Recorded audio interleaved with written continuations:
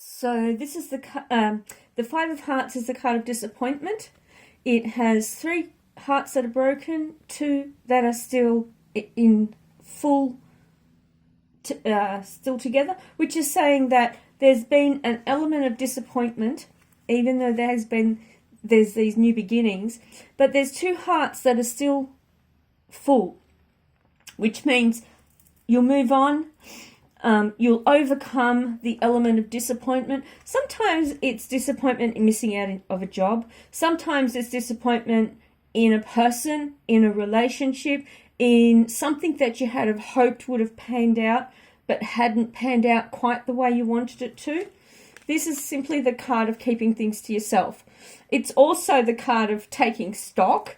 So sometimes this card can be taken as in selfishness, keeping things to yourself, avoiding other people. But in this instance, I think it's just keeping things close to your heart and not letting on too much. This card here, over the top of it, talks about something opening up, a romance. The 2 of hearts. There's the ace hasn't come up in this reading, but the 2 of hearts talks about partnership, relationship, blossoming, romance. But because it's another layer of hopes and fears, it's following on from that. So it's saying that there's an emergence of energy that's coming forward, and a learning and an evolution of a heart space, of a higher dimension.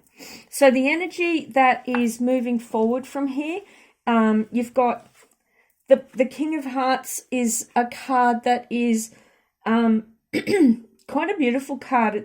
It's talking about a masculine energy that's coming from a heart space, and it's quite compassionate and loving, but it's also quite strong. And that energy is embedded in the 6 of Swords. So it's talking about saying goodbye to something in your life, but also moving forward in a really balanced way in your life from a spiritual perspective, because the 6 of Swords is a spiritual journey. Okay, so it's saying that whatever you've been doing up until now,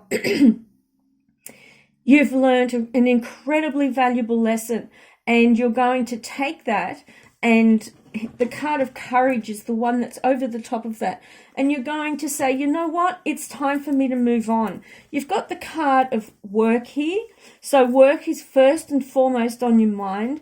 You've got the card of illusion. And it seems that you're saying to yourself, you know what? I'm not kidding myself. I'm going to focus on something that makes me happy, because this card here is the card of illusion, and it's saying to me that you're actually really clear about what works and what doesn't work for you and why you're doing what you're doing. The Justice card is highlighting that.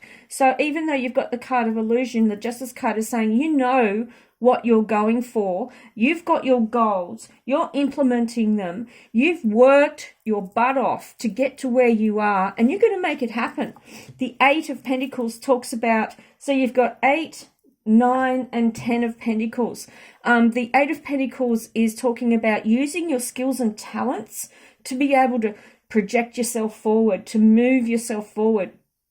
The fact that you've got the 9 of Pentacles, which is making money from your skills and talents, and then the 10 of Pentacles, building a solid foundation and nest egg, so to speak, from your skills and talents is what's highlighted here. So this is at the very beginning of this new aspect of what you're doing. And you've got here the last major arcana card in the deck, which is the World. And it's saying the world's your oyster. You go and take it on and make it work, because it's written in the cards that you're going to make this work for you. Whatever the project is, whatever your ideas and plans and hopes have been for yourself, it's absolutely going to happen. And it's going to be rewarding on so many levels. And that's what this card here is talking about, the 9 of Pentacles. The reward, the 10 of Pentacles, the financial abundance and gain, and having outgrown something that doesn't serve you anymore. It may be an inferiority complex where you didn't think you were good enough. Maybe you didn't think you deserved good things. Maybe you had fear of success, poverty consciousness, anxiety around, stepping up and owning your skills and talents and being recognized, even though you didn't think it. Something has shifted underneath, and you've broken free from so much that was holding you back. And now you can step out and claim what's rightfully yours. Okay, I hope this reading has been brilliant for you and has given you some insight and understanding for the next week. And mark those 6 days in your calendar and let me know how it goes. Thank you.